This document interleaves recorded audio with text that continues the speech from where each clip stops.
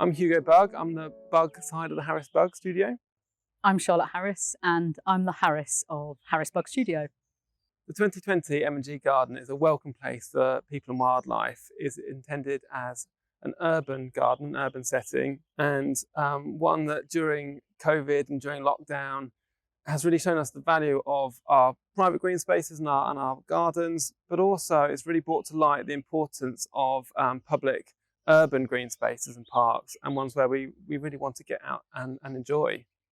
We imagine that this garden has a past life, like so many of our towns and cities have, layers of stories and histories. So there is this imagined past industrial life, which is really narrated in the choice of materials. We've used reclaimed, repurposed materials, an amazing piece of repurposed pipework sculpture by our friend Andrew McMullen. But within that, also the planting has to reflect this kind of requirement to be robust in that climatic setting and perhaps that post-industrial use setting. So we've chosen a planting palette that is okay in dappled light as well. We've put in quite a strong upper canopy layer, which is Nyssa and Hippophae, which will perform well in those settings.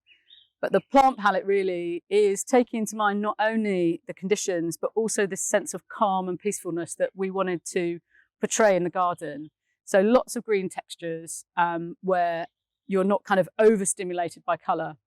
However, it is Chelsea, and in every garden we need moments of ephemeral beauty. And so there are these pops of colour that punctuate the green as well.